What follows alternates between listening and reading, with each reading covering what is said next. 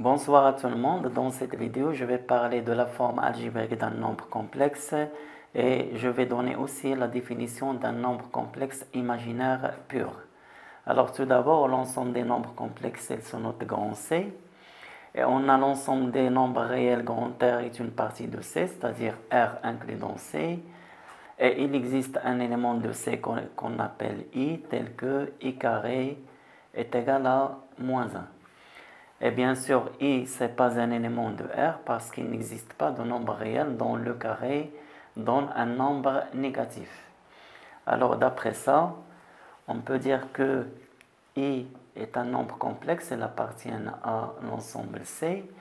I n'appartient pas à R et I carré est égal à moins 1.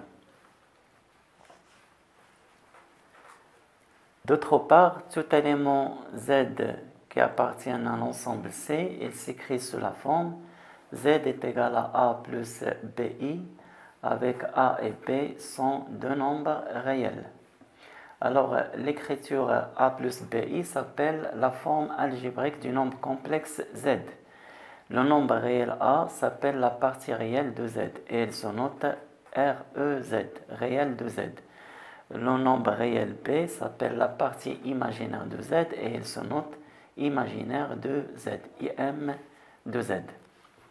Alors par exemple, on a 5 demi plus 4i, c'est un nombre complexe. Sa partie réelle c'est 5 demi et sa partie imaginaire c'est 4. Je prends par exemple moins racine de 7i, c'est un nombre complexe. Sa partie réelle c'est 0 et sa partie imaginaire c'est moins racine de 7. Si je prends 2, 2 c'est aussi un nombre complexe parce que 2 appartient à R et on sait que R est inclus dans C. Alors la partie réelle de 2 c'est 2 et la partie imaginaire c'est 0. En fait, je peux écrire 2 sous la forme 2 plus 0 fois i. On a une propriété importante. Si A et B sont deux réels quelconques, on a l'équivalence A plus BI n'appartient pas à R si seulement si B est différent de 0. Alors pratiquement, comment on utilise cette propriété, c'est que pour montrer qu'un nombre complexe n'est pas réel, n'appartenant pas à R, il suffit que sa partie imaginaire soit différente de 0.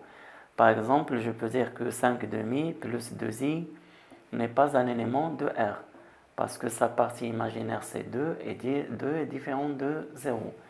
Même chose pour, par exemple, racine de 7i. Racine de 7i n'appartenant pas à R, parce que sa partie imaginaire c'est racine de 7, et racine de 7 elle est différente de 0.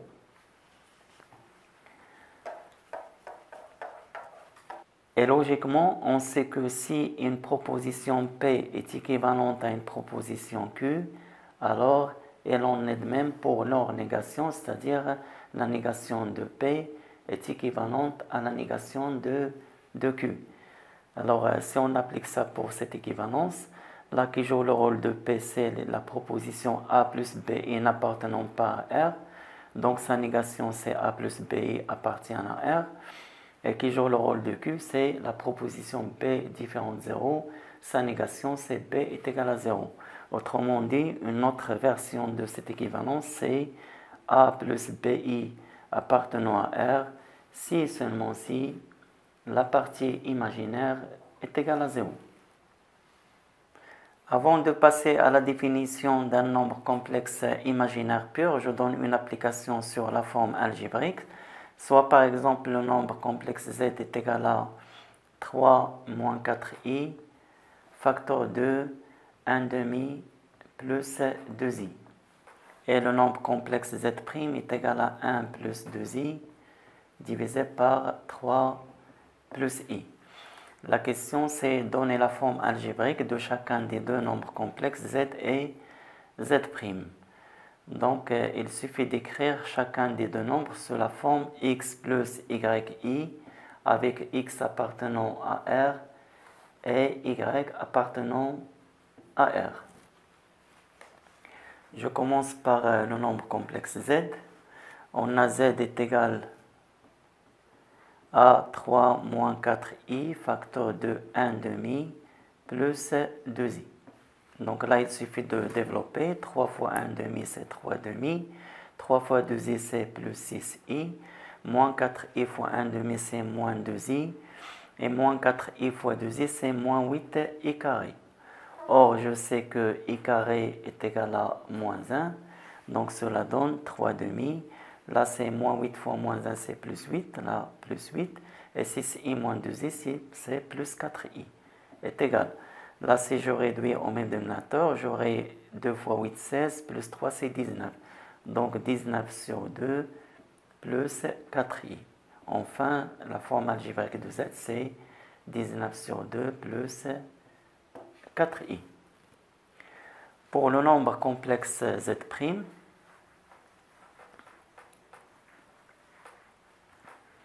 on a z' est égal à 1 plus 2i divisé par 3 plus i. L'idée, c'est de faire disparaître le nombre i du dénominateur. Et pour cela, je vais multiplier numérateur et dénominateur par le conjugué de 3 plus i. Et son conjugué, c'est exactement 3 moins i. Alors, même chose ici. 1 plus 2i, facteur de 3 moins i, égale. Je développe au numérateur. 1 fois 3, c'est 3. 1 fois moins i, c'est moins i. 2i fois 3, c'est plus 6i. Et 2i fois moins i, c'est moins 2i carré, c'est plus 2. Parce que i carré est égal à moins 1. Là, on a une identité remarquable. A plus b fois a moins b, c'est a carré moins b carré. C'est-à-dire 3 au carré moins i carré. Alors, et cela donne 3 plus 2, c'est 5. Moins i plus 6i, c'est plus 5i. Au dénominateur, 3 au carré, c'est 9. I carré moins 1 avec le moins, c'est plus 1. Ça donne 5 plus 5i divisé par 10. Ce qui donne 5 sur 10, c'est 1 demi plus 1 demi i. En fait, la forme algébrique de z', c'est z' est égal à 1 demi plus 1 demi i. Pour la définition d'un nombre complexe imaginaire pur, alors on dit que z est imaginaire pur si seulement si il s'écrit sous la forme pi avec b appartenant à r. Autrement dit, si seulement si sa partie réelle est égale à 0. Par exemple, 3i moins 1 demi-i, par exemple, racine de 7i, 0. On peut considérer 0 comme un nombre imaginaire pur parce que 0 est égal à 0 fois i avec 0 appartenant à r.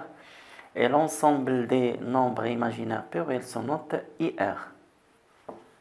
Alors en particulier, cet ensemble, c'est une partie de l'ensemble des nombres complexes C.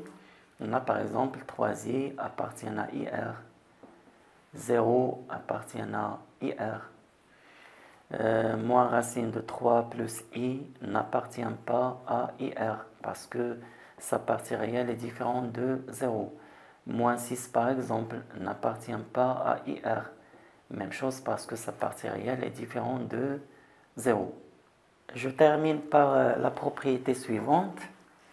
Si on a A et B, deux éléments quelconques de R, on a le nombre complexe A plus BI appartient à IR, c'est-à-dire il est imaginaire pur, si et seulement si sa partie réelle est égale à 0, ça veut dire A est égal à 0.